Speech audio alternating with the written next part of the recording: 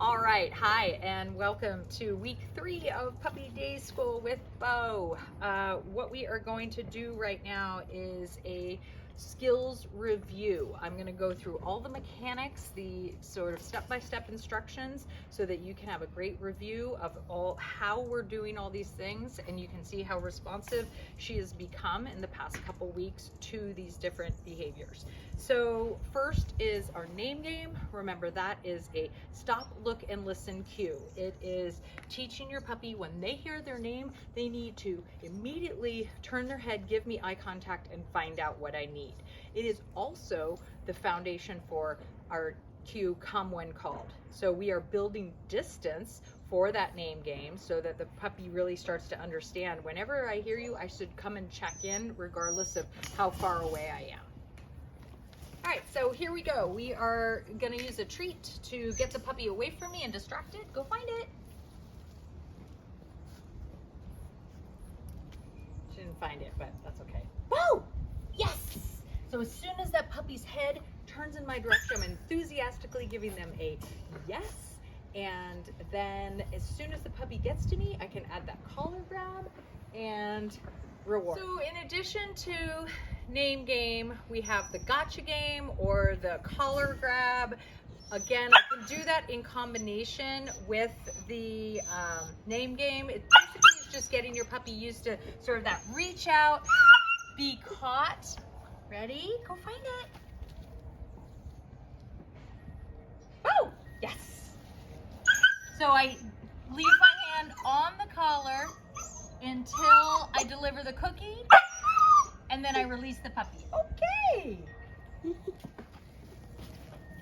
So the single most important thing, again, treats are behind our back. They are not visual to the puppy. Even though I'm wearing this, they're not sitting out here, which becomes this really, you can watch every time I move my hand.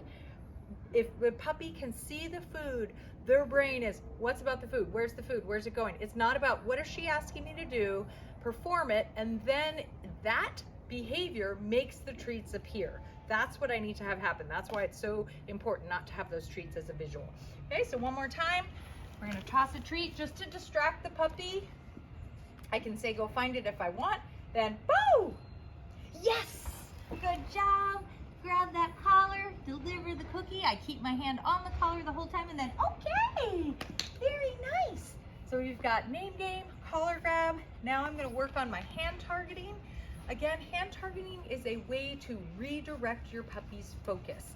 It does not work very well to tell a dog or even a human, don't do that, without giving them an alternative.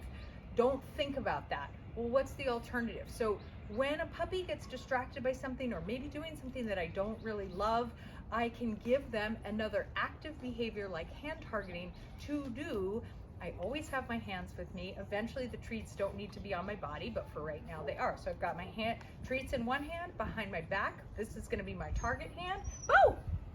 Touch! Yes! Touch!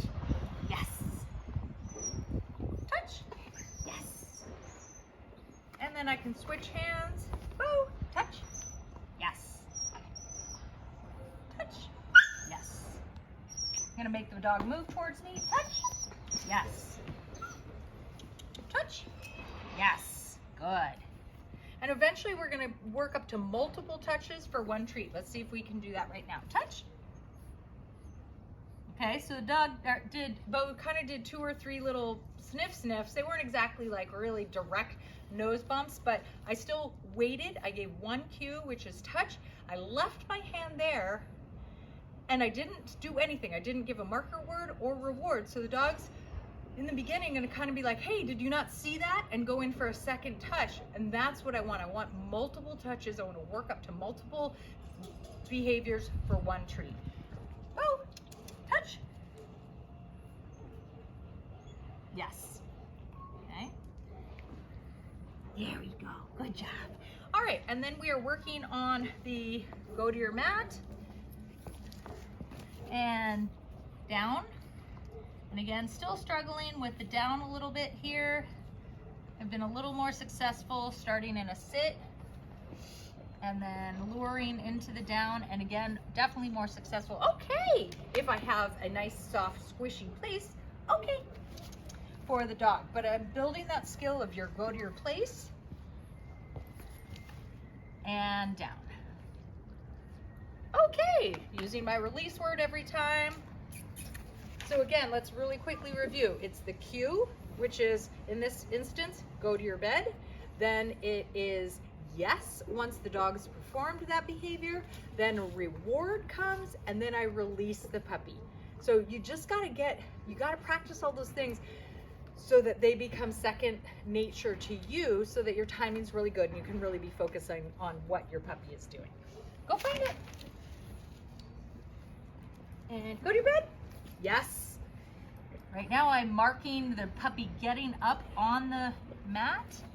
Not so much for the down part right now, since we're still struggling a little bit with that. And then release. Okay. Good job. Good job. All right. Now, our new skill this week is, I'm gonna put this away. Our new skill this week is the last of our foundation skills, and it is called Reward Zone. Come here, or Fun Zone. It is our puppy sitting at our side, facing the same direction, pop, pop, pop, and learning to give us eye contact from this position. Okay, you can see the interest level is almost zero. We're just starting this. It is the foundation for our leash manners.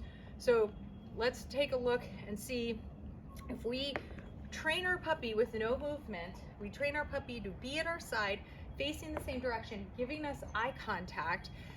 Imagine then when we start adding movement to that, we've trained our puppy to be next to us, looking at us. They're able to sort of just check things out and check back in.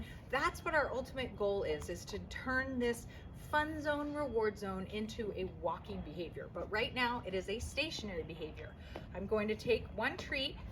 I'm going to lure the puppy a little bit behind me.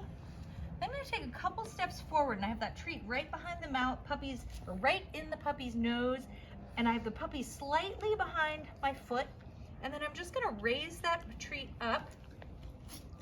Except for this one loves to stand on the hind legs.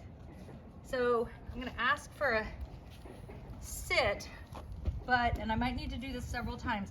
And for this one, I'm going to grab this leash. Here, come here. Come here.